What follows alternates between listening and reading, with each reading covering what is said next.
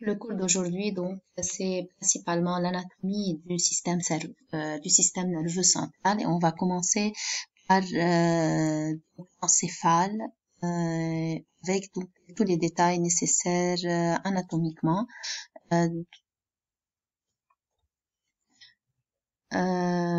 Premièrement, avant de commencer, il faut définir ce qu'on appelle les découpes anatomiques parce que donc on va utiliser au fur et à mesure de ce cours et des autres cours les notions de ces coupes anatomiques afin de pouvoir donc visualiser en 3D toutes les structures qui se trouvent à l'intérieur de la boîte crânienne. Donc pour les types de coupes, on a la coupe donc sagittale, c'est le fait de diviser le corps en deux sections, droite et gauche. Donc voilà, c'est comme si je vais couper comme ça un couteau qui va passer à travers le nez. La coupe donc frontale, c'est une coupe qui va diviser donc le corps en deux parties antérieures et postérieures. Donc voilà la coupe. Et vous voyez qu'il y a ce qui est devant, ce qui est derrière. Et la coupe transversale qui va diviser le corps en deux parties supérieures et inférieures. Donc vous voyez, ça c'est la coupe transverse. On va un peu appliquer ces coupes au niveau du crâne parce que c'est la première partie de ce chapitre. Et regardez, donc ça c'est principalement la coupe sagittale, celle qui va passer par le nez, qui va donc séparer en droite et gauche. La coupe transverse, ou ce que j'appelle aussi une vue axiale, et qui va diviser le corps en supérieur et inférieur. Et le dernier type, c'est la coupe coronale, ou ce que j'appelle une coupe qui est frontale et qui va donc diviser le crâne en ce qui est antérieur et ce qui est postérieur. Nous avons déjà donc parlé à propos de la division anatomique du système nerveux et on a dit qu'il y a deux divisions, une division anatomique et une division fonctionnelle. Fonctionnelle, c'est selon le fonctionnement du système nerveux, mais la division anatomique, elle va séparer deux parties, le système nerveux central du système nerveux périphérique. Le système nerveux central, c'est principalement l'encéphale et la moelle, qui sont deux structures protégées par trois types d'enveloppes, enveloppe osseuse, une enveloppe membraneuse et une enveloppe liquidienne. Ici, vous êtes en train de voir l'encéphale sans sa boîte crânienne, sans sa protection osseuse, membraneuse et liquidienne. Et c'est aujourd'hui, le cours d'aujourd'hui, il va détailler donc principalement l'encéphale. L'encéphale, lui, il est formé de trois parties, le cerveau, le tronc et le cervelet. Aujourd'hui, on va commencer par la première partie de l'encéphale qui est le cerveau. Le cerveau, il est formé par deux structures, le télencéphale qui représente principalement les deux hémisphères et le diencéphale qui représente le thalamus, l'hypothalamus et l'épiphyse. Bien sûr, c'est la première fois que vous entendez ces nomenclatures, mais on va les détailler au fur et à mesure de ce chapitre afin que vous puissiez être à l'aise avec ces notions. Voilà donc l'encéphale et voilà donc la représentation de l'encéphale qui est formée de trois parties. Le cerveau qui représente la plus grande partie, le cervelet qui est un mini-cerveau, donc c'est un petit cerveau, et regardez le tronc qui est tout juste une partie centrale du cerveau, de l'encéphale. Ici, je vais vous faire je vous ai montré cette planche uniquement pour vous dire que principalement le tronc se trouve dans la partie postérieure, lui et le cervelet. Vous voyez, le tronc avec le cervelet représente la partie donc inféro-postérieure du crâne. Et regardez bien, une vue antérieure, principalement structure tout juste au-dessus de votre nez et les yeux. Vous voyez que en fait, donc ça c'est le cerveau, puisqu'on a dit que ça c'est le cervelet et ça c'est le tronc. Ce qui reste, c'est le cerveau. Et regardez, le cerveau, il est principalement formé de deux structures identiques, une à droite et une à gauche, qui représentent les deux hémisphères. et principalement les deux hémisphères sont à 90%, pour ne pas dire 100%, anatomiquement identiques.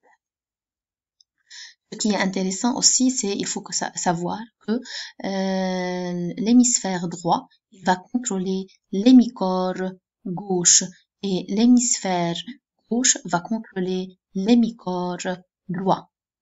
Parce que tout simplement, on va citer ce qu'on appelle un crossing. La première partie de ce cours, c'est le cerveau. Donc, regardez bien, le cerveau est situé dans la boîte crânienne, bien sûr, puisqu'il fait partie de l'encéphale, qui est du système nerveux central, et donc il est protégé par 3 enveloppes, dont l'enveloppe osseuse qui est la boîte crânienne. Si je vais enlever la boîte crânienne, qu'est-ce que je vais observer? Une masse ovoïde occupant la grande loge cérébrale du crâne. Regardez, c'est les deux hémisphères qui sont presque identiques et on peut les identifier et on voit que les deux hémisphères sont séparés par un vide. Ce vide, je vais l'appeler la fissure interhémisphérique. Et au niveau de ce vide, on peut faire passer nos doigts, par exemple, pour écarter les deux structures. Voilà, le cerveau il est divisé en deux hémisphères cérébraux par une profonde fente. Fente, c'est un espace que je vais appeler la fissure longitudinale du cerveau. Et la plus connue, c'est la fissure interhémisphérique. Et bien sûr, ça, c'est une vue de dessus. Donc, si je vais enlever le crâne et je vais regarder d'en haut. Aussi, ce qui est important à savoir généralement dans une planche, et avant de commencer à annoter, il faut identifier le doigt du gauche. Et généralement, ce qui est de ce côté, donc c'est le droit, et ce qui est de ce côté, c'est le gauche. Mais c'est écrit à l'envers. Non, c'est tout simplement, on a décidé donc de mettre ceci uniquement pour vous dire que parfois, selon les planches, on peut donc fixer le côté gauche du côté droit.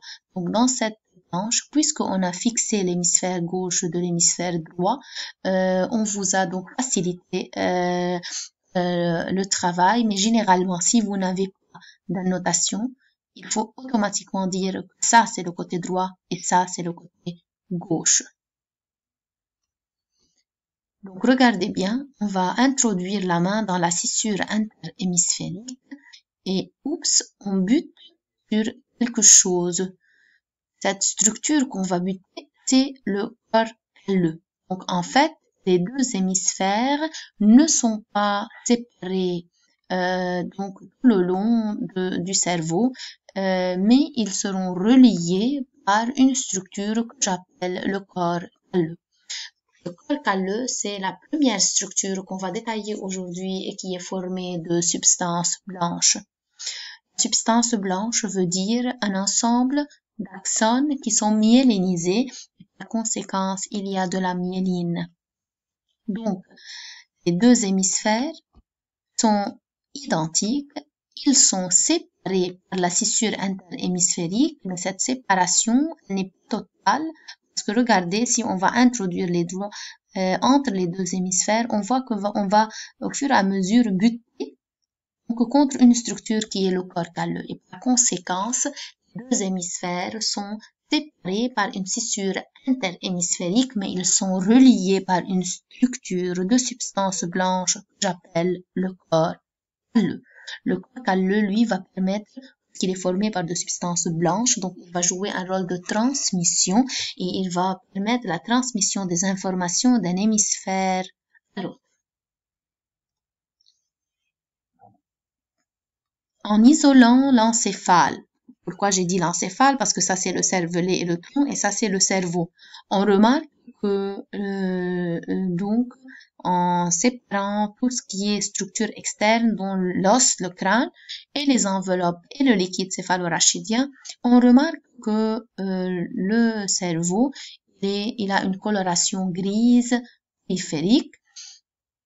mais aussi que cette substance grise, qui est donc formée principalement de corps cellulaires et qui va jouer principalement un rôle dans l'intégration et l'analyse des messages, et généralement n'est pas une couche qui est lisse, mais c'est une zone qui est plissée et qui va présenter des plis.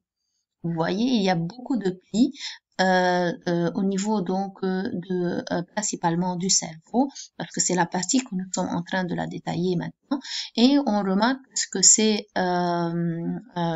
plis, ils vont former des structures qui montent et des structures qui descendent. Ce qui m'a monté, je vais les appeler les gyrus ou les bosses ou les circonvolutions, et ce qui va descendre, je vais les appeler les creux ou les sulcus. Et généralement, les sulcus, ils vont représenter les scissures ou les dépressions. C'est pour ceci, donc principalement, on va définir ce qu'on appelle le cortex cérébral qui représente la couche superficielle de substance grise qui est au niveau donc du cerveau, et ce cortex, donc cette couche superficielle, elle n'est pas lisse, elle présente des plis, donc elle est plissée, et elle va donc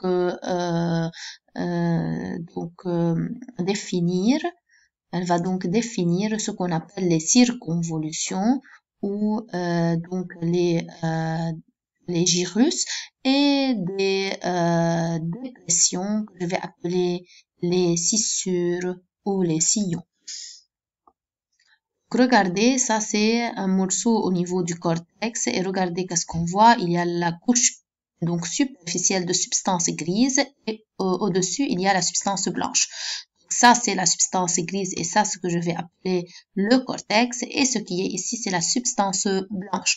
Substance grise ou cortex ou couche superficielle, elle est principalement formée de corps cellulaires et elle va jouer un rôle dans l'intégration et dans l'analyse du message, alors que ce qui est substance blanche, c'est principalement des axones qui sont myélinisés et qui vont jouer un rôle dans la transmission du message. On va regarder donc ici, ça c'est une planche qui représente principalement une vue latérale du cerveau. Vous allez imaginer que vous avez les yeux ici, et vous avez le nez ici, et la bouche qui est ici. Donc vous êtes en train de voir une seule partie du cerveau ou de l'encéphale, donc ça c'est une partie du cervelet. Donc c'est principalement un seul hémisphère, l'autre hémisphère il se trouve de l'autre côté. Donc au niveau du premier hémisphère, on va supposer la présence donc d'une ligne qui est imaginaire et qui va donc permettre qu'on puisse diviser l'encéphale en son centre, et le point central, il représente, et il va donc tomber au-dessus d'une scissure que je vais appeler la scissure centrale, vu qu'elle va couper l'hémisphère en son centre. Et cette scissure centrale, je vais l'appeler la scissure centrale ou scissure de Rolando. La nomenclature Rolando est demandée, donc ne me mettez pas scissure centrale dans l'examen. Ça, c'est la scissure centrale de Rolando. Puis, on voit que presque toutes les circonvolutions sont des circonvolutions de plis. Presque toutes les circonvolutions sont verticales, sauf une qui est par définition horizontale, c'est elle que je vais l'appeler scissure latérale de Sylvius. Sylvius est demandé aussi comme nomenclature. Puis, donc voilà, une scissure centrale de Rolando, une scissure latérale ou horizontale de Sylvius, et une dernière scissure qui est la scissure pariéto-occipitale, ce que j'appelle une scissure perpendiculaire, représente principalement la dernière scissure donc, qui se trouve au niveau du cerveau. Et donc elle est on va la mettre en évidence un peu plus tard, et on va déterminer pourquoi on l'appelle une scissure qui est perpendiculaire. Regardez ça, c'est tout le cerveau. Donc, vous avez ici la nuque, donc les oreilles, les yeux, c'est de devant. Et vous voyez, ça, c'est la scissure interhémisphérique et c'est par les deux hémisphères qui sont identiques. Et regardez ça, c'est la scissure de Rolando. Et ça, c'est la scissure de Rolando. Ça, c'est la scissure de Rolando à droite et ça, c'est la scissure de Rolando à gauche. Parce que je vous ai dit que si on n'annote pas le schéma, automatiquement, ça, c'est le côté droit et ça, c'est le côté gauche. Combien de scissures de Rolando? On a 2. Combien de scissures de Sylvius? Vous avez 2. Une de ce côté et une de ce côté qui sont presque pas visibles. Mais il faut savoir que les oreilles sont de ce côté. Et donc, la scissure horizontale de Sylvius, elle est presque au niveau des oreilles. Si je vous demande de me lister les scissures qui se trouvent au niveau du cerveau, vous allez me dire la scissure interhémisphérique, 2 scissures de Rolando, 2 scissures de Sylvius et 2 scissures pariéto-occipitales ou perpendiculaires. Ce qui est important dans ce schéma, c'est le fait de pouvoir diviser le cortex en 4 lobes anatomiques. Le premier lobe, c'est le lobe frontal qui est tout juste au-dessus des yeux. Je vous montre que ça, c'est les yeux uniquement.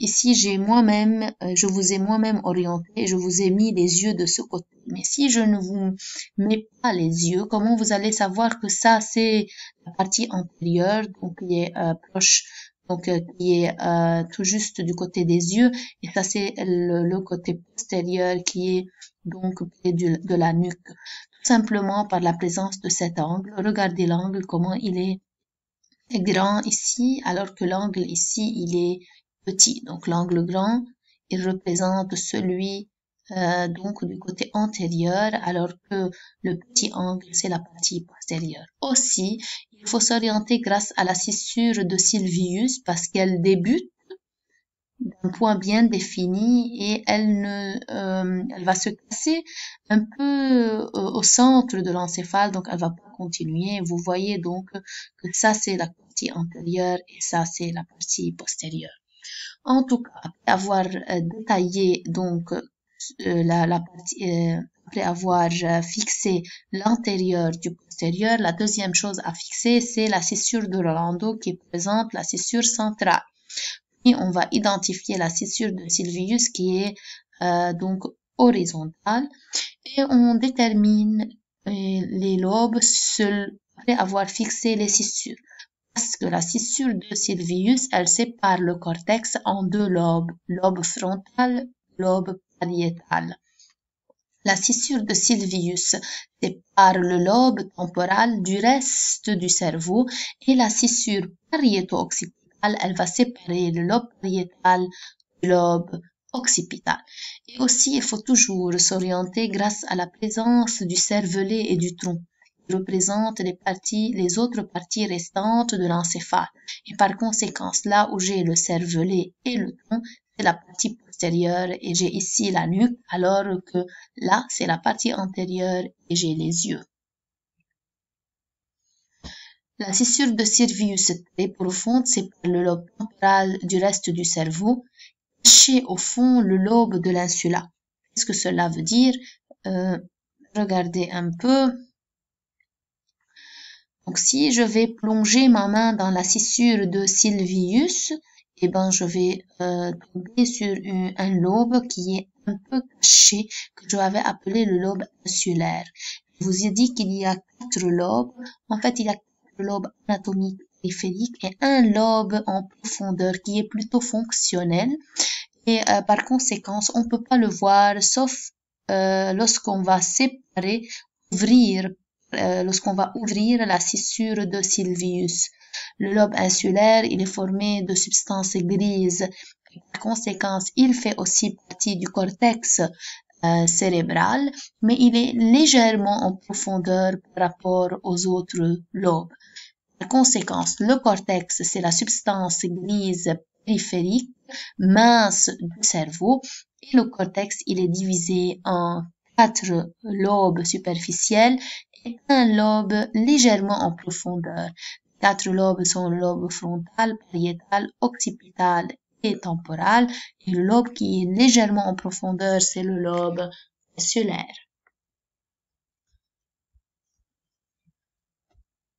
La scissure de Rolando sépare le lobe frontal en avant du pariétal en arrière et le sillon pariéto-occipital ou la scissure perpendiculaire sépare le lobe pariétal du lobe occipital en arrière. Donc regardez ça. Où est le côté antérieur? Ça c'est une vue latérale du cerveau.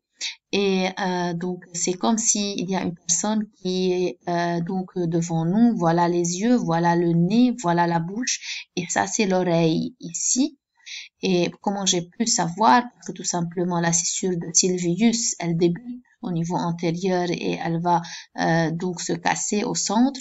Et regardez l'angle qui est très grand par rapport à cet angle qui est petit.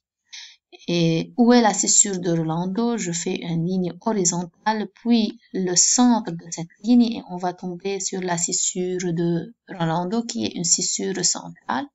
Bien sûr, ça c'est le premier hémisphère. L'autre hémisphère, il est de l'autre côté. Il est séparé, les deux hémisphères sont séparés par une scissure centrale que j'appelle la scissure la scissure interhémisphérique. Et la scissure de Rolando, j'ai une de ce côté et une autre de l'autre côté. Ça, c'est le côté droit et ça, c'est le côté gauche et l'autre, c'est le côté droit, tout simplement parce que les yeux sont ici, le nez et la bouche. La personne, elle regarde donc de ce côté. Donc ça, c'est le côté gauche et l'autre partie, c'est le côté droit. En conséquence, ça, c'est la scissure de Rolando gauche. Ça, c'est la scissure de Sylvius gauche. Ça, ce sont les structures de l'hémisphère gauche. Et donc, la scissure de Rolando, elle sépare donc les lobes frontal du lobe pariétal. Et regardez ici, principalement, vous avez la scissure pariéto-occipitale qui va donc principalement séparer le lobe occipital du lobe pariétal. Et ça, c'est la scissure de Sylvius qui sépare le lobe temporal du reste du cerveau. Donc, regardez ici, ça c'est la scissure interhémisphérique et principalement la scissure de Rolando de ce côté et de ce autre côté. Donc, ça c'est la scissure de Rolando, puisqu'on vous a fixé les localisations. Donc, ça c'est l'hémisphère gauche et ça c'est la scissure de Rolando à gauche et ça c'est la scissure de Rolando à droite. Le lobe frontal, il va jouer un rôle principalement dans tout ce qui est motricité et donc initialement il joue un rôle dans la motricité, c'est lui qui va permettre de nous déplacer et donc d'exécuter les ordres moteurs, tout ce qui est donc mouvement et déplacement.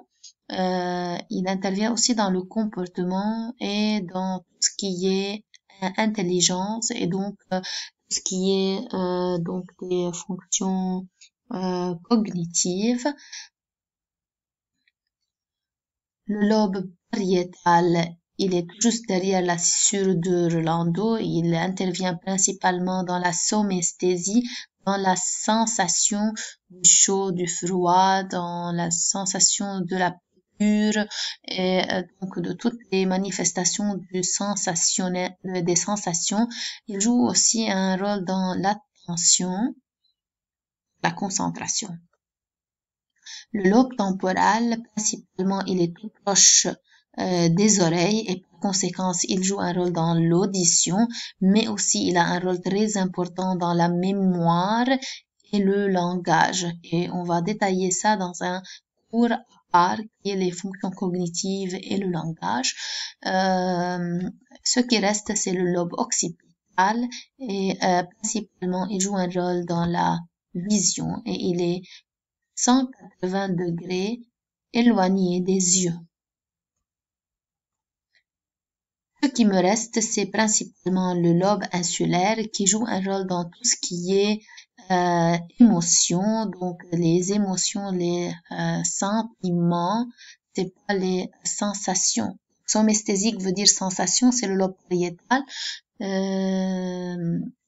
Les émotions, les sentiments, et c'est surtout les sentiments qui sont négatifs, c'est principalement donc le lobe insulaire, notamment donc la colère, la peur, le dégoût, la tristesse, mais parfois aussi la joie.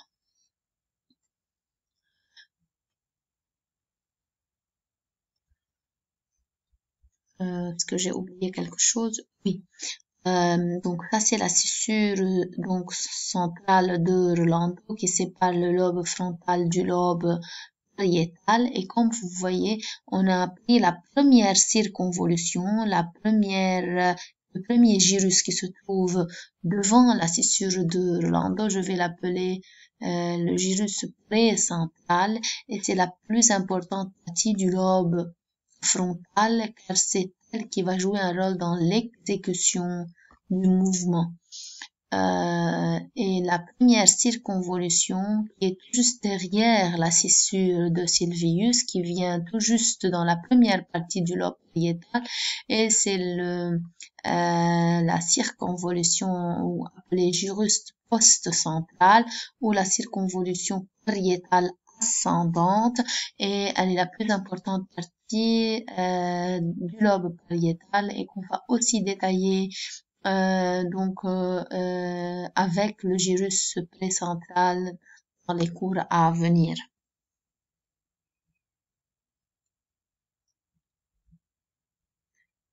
Donc les circonvolutions, c'est des sillons divisant les lobes en aires fonctionnelles. Donc lorsqu'on va parler des circonvolutions, on va référer aux aires fonctionnelles, et donc je vais parler des fonctions de ces zones du cerveau. Chaque circonvolution, donc, ça va correspondre à une fonction bien définie. Regardez, ça c'est la scissure de Rolando qui est centrale, et ça c'est la scissure, le gyrus post-central, et ça c'est le gyrus précentral, ce que j'appelle gyrus précentral ou la circonvolution frontale ascendante ou l'aire motrice primaire. C'est la partie principale du lobe frontal qui va jouer un rôle principalement dans l'exécution du mouvement. Et parfois, si on va avoir une destruction de cette région à elle seule, donc cette petite région au niveau du lobe frontal, je ne peux plus donc me déplacer et je vais avoir un problème important. Il faut savoir que chaque hémisphère il est responsable d'un hémicorps. Par conséquent, si ça c'est l'hémisphère gauche, alors il sera responsable de l'hémicorps droit. Et si je vais perdre cette partie uniquement du lobe frontal, alors je vais perdre la motricité de l'hémicorps droit. Donc je ne pourrai plus faire bouger ni la main ni le pied. Tout cette partie du corps droit. Pour la même zone qui est le gyrus post-central ou la circonvolution pariétale ascendante ou l'aire somatosensitive, c'est aussi la plus importante région au niveau du lobe pariétal, et c'est elle qui va recevoir tous les récepteurs qui se trouvent au niveau de notre corps. Nous avons dit que tout ce qui est sensation, que ce soit le chaud, le froid, la douleur, tout va débuter au niveau des récepteurs et selon une voie afférente faire passer le message des extrémités vers le système nerveux central, et donc il va atteindre cette zone de l'hémisphère. Principalement, si je vais perdre cette zone uniquement, je ne peux plus sentir au niveau de mon corps toutes les sensations externes, que ce soit douleur, chaleur, frottement, donc tout ça. Et bien sûr, il y a deux circonvolutions pariétales ascendantes, une à gauche et une à droite. Celle qui se trouve à gauche, elle va contrôler l'hémicorps droit. Par conséquent, si je vais perdre cette zone, je ne vais plus pouvoir sentir l'hémicorps droit du corps, et donc je ne peux plus sentir au niveau de la main droite, du pied droit, de l'hémicorps droit. ça, c'est un peu en noir et blanc. Comment on peut identifier l'antérieur du postérieur? Initialement, ça, c'est une vue latérale du cerveau et ça, c'est les yeux qui sont ici, le nez et la bouche et les oreilles qui sont ici, l'oreille. Et quand vous voyez ça, c'est l'antérieur et ça, c'est le postérieur, vu que l'angle, il est plus grand en antérieur qu'en postérieur. Et en plus, la scissure de Sylvius qui débute au niveau antérieur et elle va se casser au centre. Puis on va prendre la moitié de l'encéphale et on va donc se jeter sur la scissure de Rolando et qui va donc séparer le lobe frontal du lobe pariétal. La scissure pariéto-occipitale ou la scissure perpendiculaire sépare le lobe pariétal du lobe occipital et la scissure de Sylvius qui sépare le lobe temporal du reste du cerveau. C'est uniquement pour vous dire que le H représente le gyrus précentral et donc la circonvolution frontale ascendante, il représente le gyrus postcentral ou la circonvolution pariétale ascendante.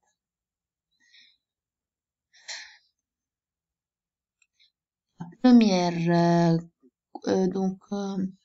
on va détailler la première coupe au niveau du cerveau, c'est la coupe principale qui est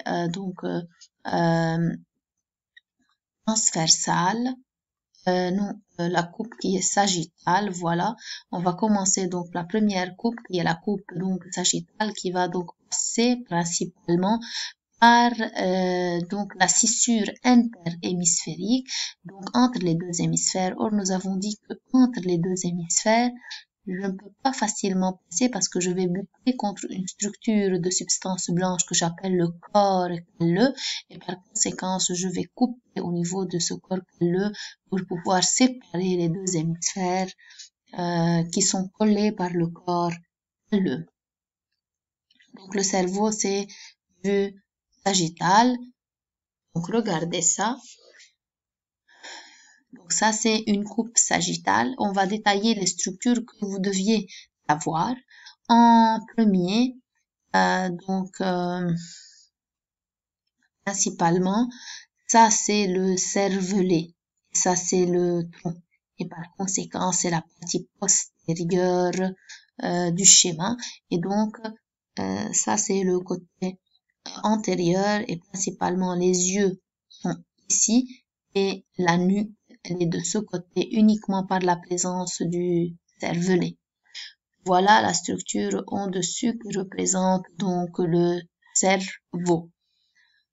Le cerveau, lui, il est formé de deux parties. La première partie que j'appelle le télencéphale et la deuxième partie que j'appelle le diencéphale. Comment je vais pouvoir identifier ça? La première structure à identifier dans la coupe sagittale, alors c'est le corps calleux qui est la structure de substance blanche qui relie les deux hémisphères entre eux. Cette structure de substance blanche, elle est en forme d'un C. Et vous voyez qu'on va séparer le cerveau en deux parties, le télencéphale et le diencéphale. Tout ce qui va du corps calleux vers la périphérie, c'est le télencéphale. Tout ce qui est au-dessous du corps calleux, c'est le diencéphale. Le diencéphale, il est formé de trois structures, le thalamus, l'hypothalamus et l'épiphyse. Donc, trois structures, le thalamus, l'hypothalamus et l'épiphyse. Le thalamus, c'est ce que vous êtes en train de voir comme comme par exemple, si vous voulez dans ça, c'est un coq avec un œil et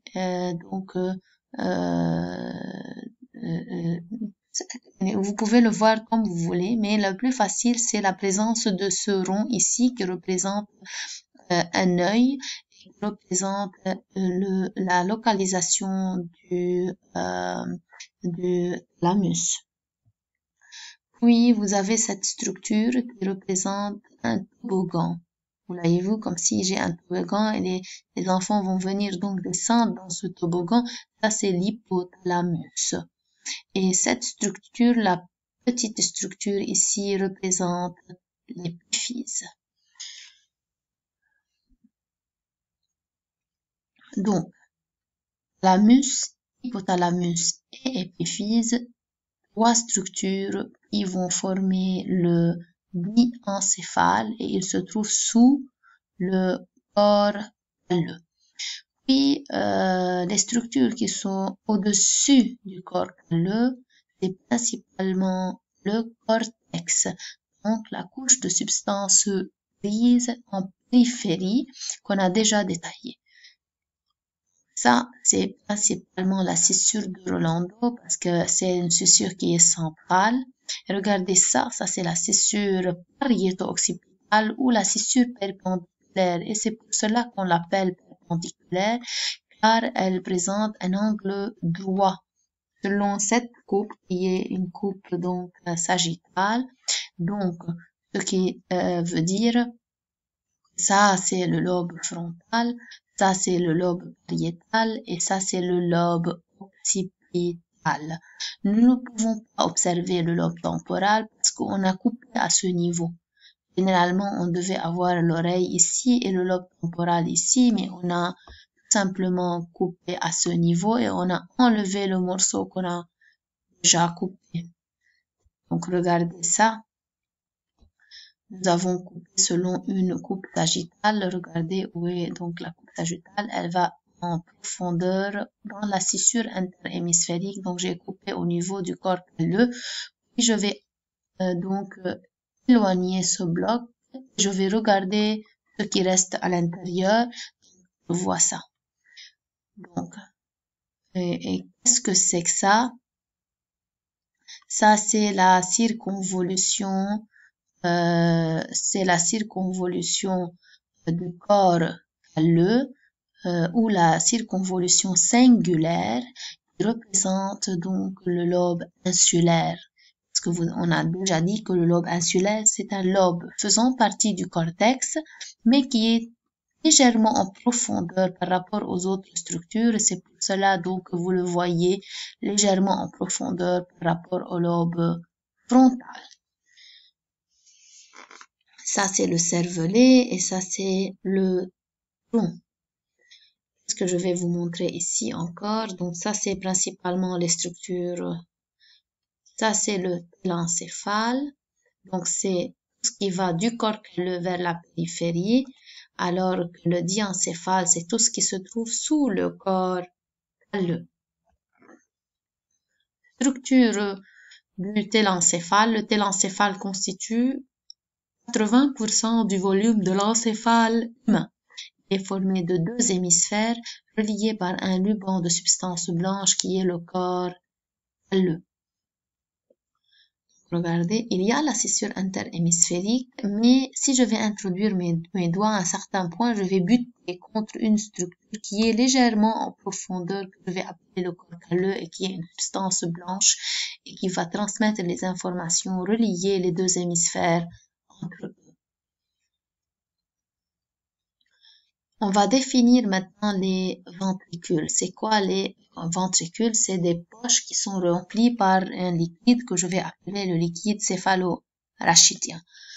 Donc le liquide céphalorachidien se trouve, on a dit, il va protéger le système nerveux central parce que le système nerveux central, il se protège par la présence de trois enveloppes. Une enveloppe osseuse qui est la boîte crânienne pour l'encéphale. Puis vous avez les méninges, on a la duromère, l'arachnoïde et la primaire. C'est ce qu'on a détaillé dans le premier chapitre, introduction. Et on a dit que le liquide céphalorachidien, il circule entre l'arachnoïde et la primaire. Mais aussi, il faut savoir que le liquide céphalorachidien, donc le LCR, il se trouve entre l'arachnoïde et la primaire, mais il se trouve aussi dans des poches bien isolées, lui seul, que je vais appeler les ventricules. Donc, c'est quoi les ventricules? C'est des sacs remplis de liquide céphalorachidien.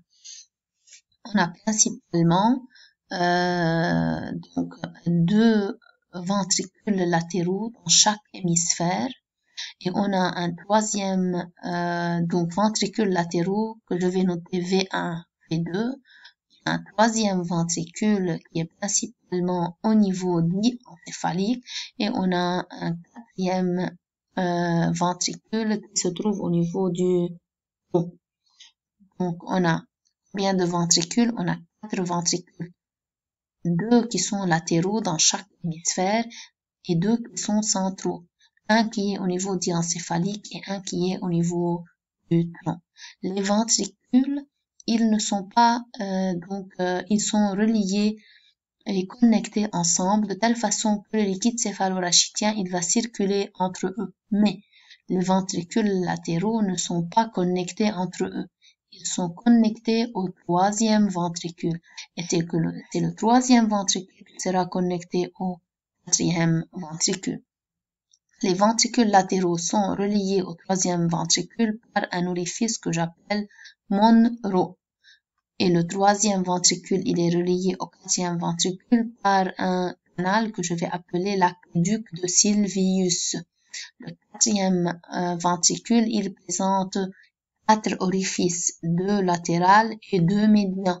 Les latéraux, c'est les louchka et les centraux, c'est magènes. Donc, regardez comment ils sont en réalité. Ça, c'est le ventricule latéral.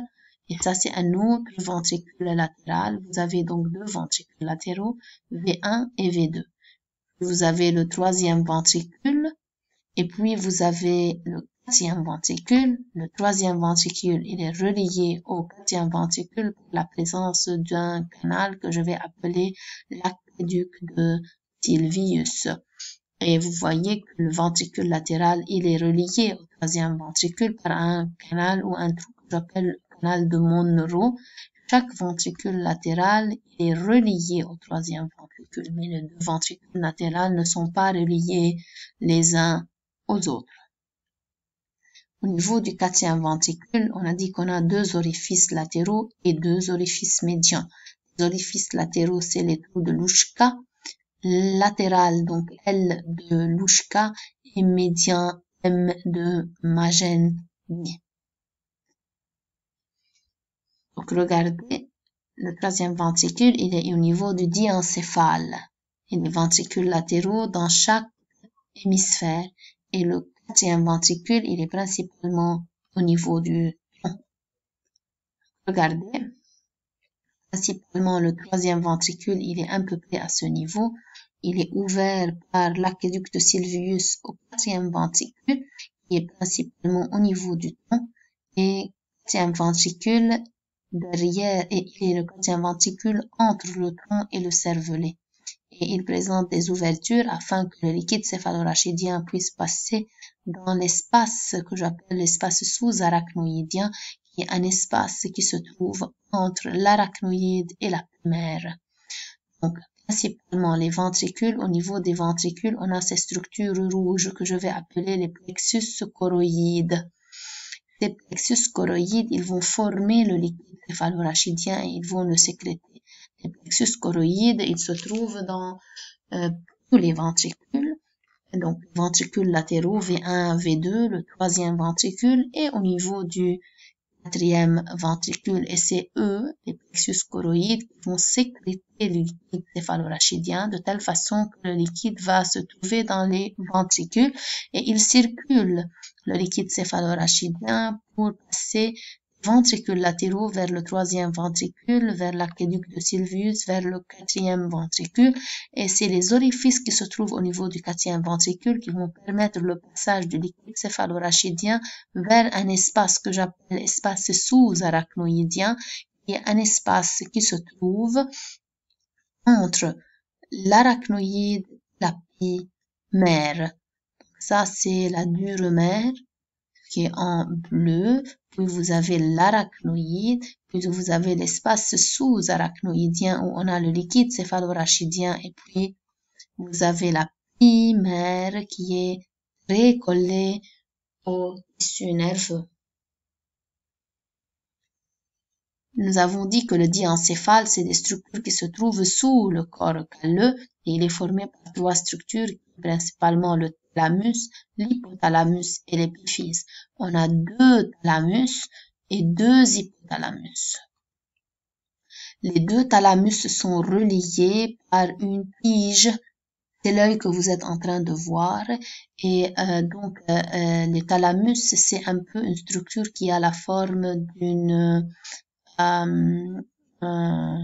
noisette. Et vous voyez que les deux, c'est donc on a deux thalamus. Donc, vous allez un peu imaginer que les deux noisettes sont reliées par un cure-dent ou une tige, et ce cure-dent, je vais l'appeler la tige interthalamique. Et moi, j'ai coupé au niveau de cette tige, c'est pour cela que vous êtes en train de voir un seul thalamus, l'autre a été enlevé.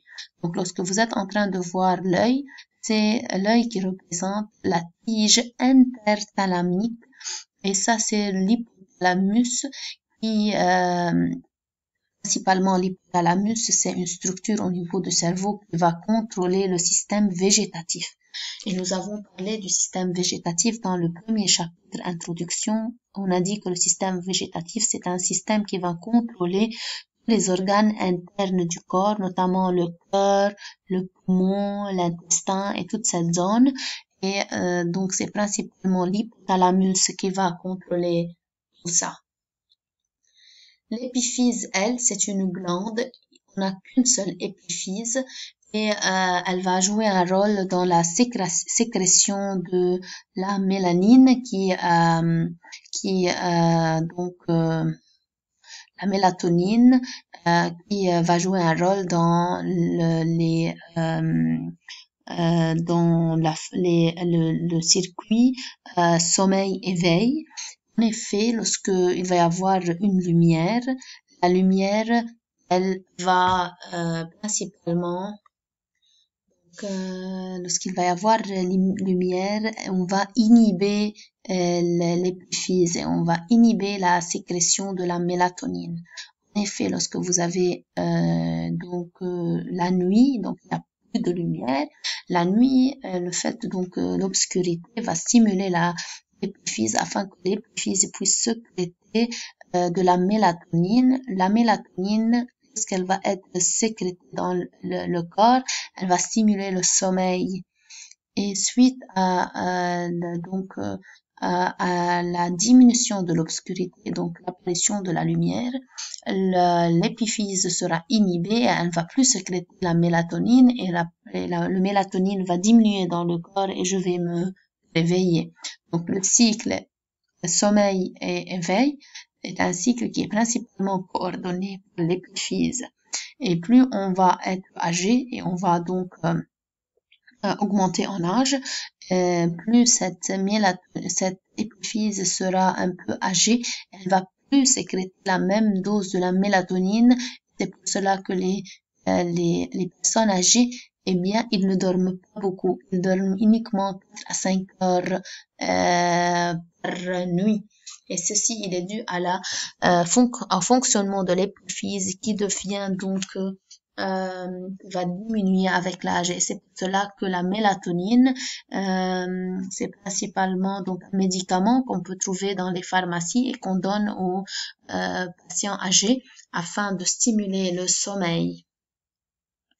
Le thalamus, lui, il joue un rôle principalement dans la voie sensitive. Donc, il va permettre au message qui vient des récepteurs d'atteindre le lobe pariétal en traversant par le thalamus. Et ça, c'est l'hypothalamus. Et on a déjà parlé que l'hypothalamus, c'est lui qui va contrôler tout ce qui est système végétatif.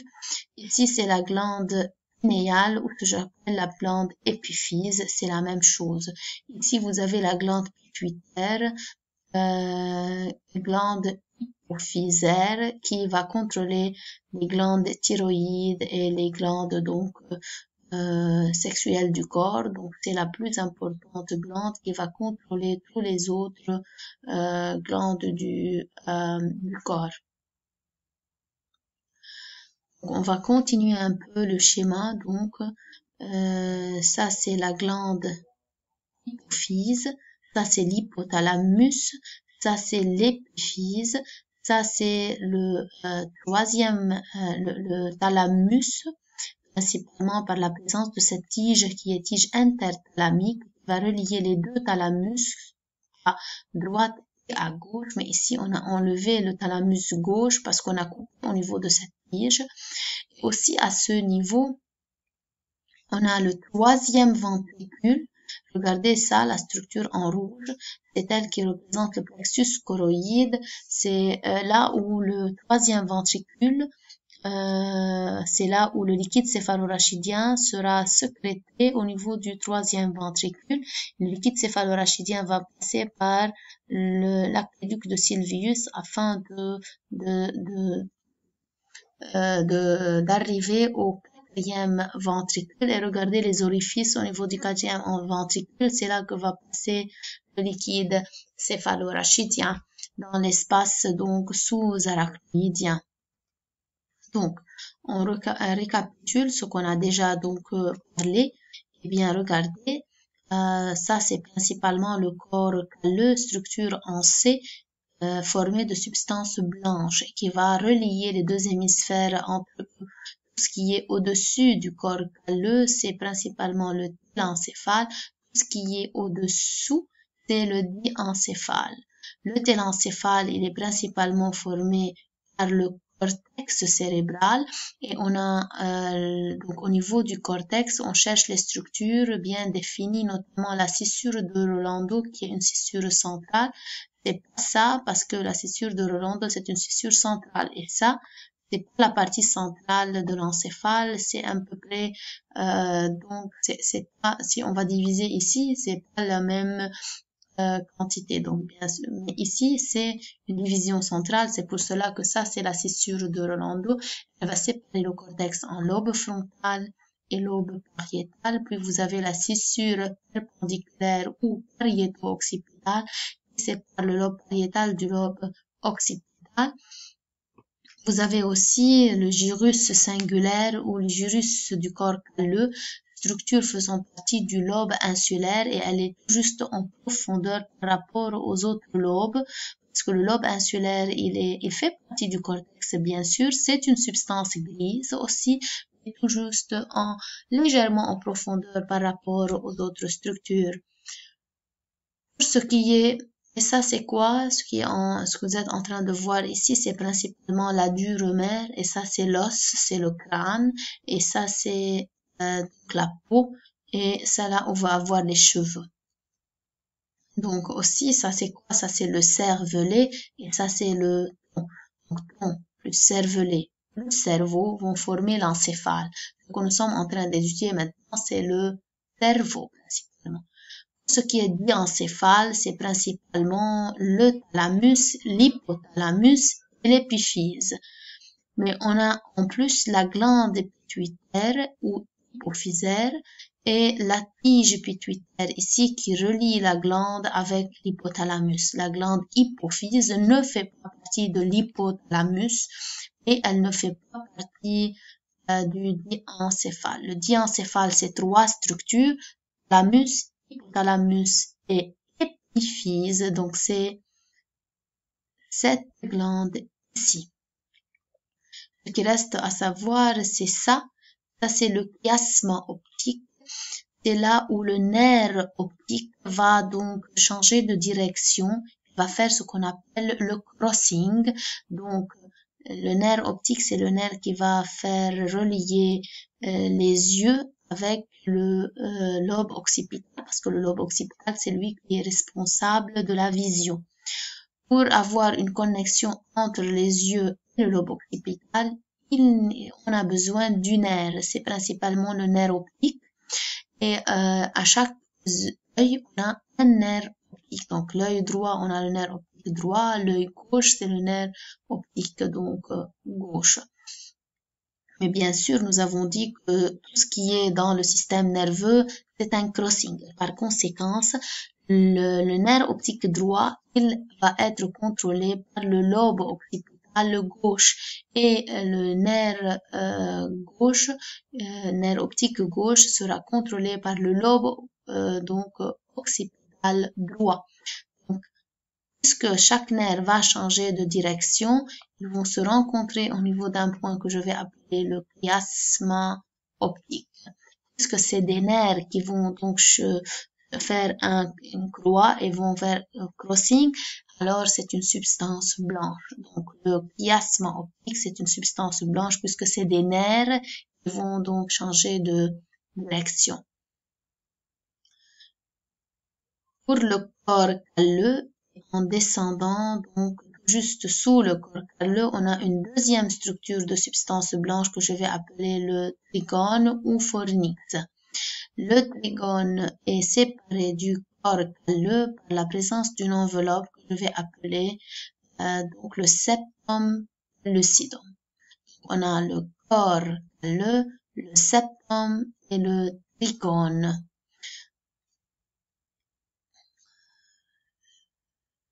Donc c'est principalement toutes les structures détaillées ici dans ce schéma.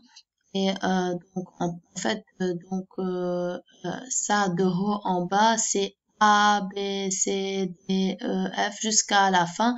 Et vous allez donc voir la notation avec ce qui correspond donc dans le cadre qui se trouve à votre droite. Regardez ça, je vous ai montré ça uniquement pour vous dire ça c'est le thalamus et c'est le deuxième thalamus. Je vous ai dit que le thalamus c'est deux noisettes qui sont reliées par une tige que je vais appeler la tige interthalamique. Ça c'est le thalamus 1, ça c'est le deuxième thalamus. Regardez, les deux thalamus sont reliés par une tige, mais qui passe ici, donc aux alentours entre les deux thalamus, il y a le troisième ventricule, il est ici. Le troisième ventricule, il est relié aux ventricules latéraux. Le ventricule, c'est les sacs qui sont remplis par du liquide céphalo-rachidien. Donc, de chaque côté du troisième ventricule, on a un thalamus. Regardez ça, c'est le troisième ventricule. C'est un sac rempli de liquide céphalo-rachidien. De chaque part, de part et d'autre de ce troisième ventricule, on a les thalamus. Vous voyez principalement le troisième ventricule. Regardez le schéma du troisième ventricule. C'est comme un ballon qui présente un orifice, comme le ballon qu'on donne au bébé lorsqu'il va descendre nager. C'est un ballon où il peut avoir un trou. Donc c'est un ballon, au lieu d'être rempli par de l'air, il sera rempli par un liquide et il y a un trou. Pourquoi il y a un trou au centre de ce troisième ventricule? Parce que c'est là où va passer la tige interthalamique. C'est là où la tige va passer et j'ai ici un thalamus et l'autre côté un thalamus. Donc regardez. Voyez donc, c'est pour cela le troisième ventricule, il présente un orifice en son centre afin que la tige puisse passer.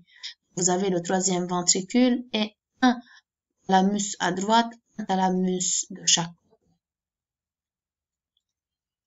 Ça, c'est l'hypothalamus aussi. Regardez, l'hypothalamus, il est formé de plusieurs noyaux. Ce qui est intéressant à savoir, c'est le corps mammillaire.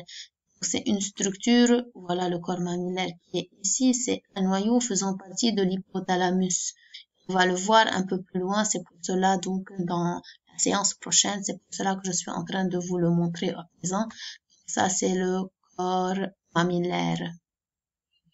Ça c'est le rôle de l'hypothalamus qui peut être en gros le plus important rôle, c'est il va contrôler le système nerveux périphérique végétatif qui est involontaire. Ça, c'est la glande pinéale qu'on a déjà détaillée avec principalement la mélatonine. Ça, c'est une récapitulation à ce que nous avons déjà vu. Regardez, ça, c'est le corps calleux qui va relier les deux hémisphères et ces structures de substance blanche. Vous avez le trigone, une deuxième structure de substance blanche, et vous avez une enveloppe qui sépare le trigone du corps calleux que je vais appeler le septum lucidum. Vous voyez ici, on a principalement le troisième ventricule qui sépare les deux thalamus qui sont reliés par une tige que j'appelle la tige interthalamique. Et ici, vous avez l'hypothalamus qui est un toboggan pour les enfants. Et regardez ça, ça c'est l'hypophyse ou la glande pituitaire. Et ici, vous avez le chiasme optique qui représente le crossing des deux nerfs optique afin que chaque œil puisse donc connecter sa stimulation vers son lobe occipital correspondant. Et ici, vous avez le tronc et le cervelet. Le troisième ventricule, il est relié au quatrième ventricule par un canal que j'appelle l'aqueduc de Sylvius. Le quatrième ventricule, il présente 4 orifices, 2 latérales et 2 médians, 2 latérales de Louchka, 2 médians de Gendi. Le cours d'aujourd'hui fini. Merci pour votre attention.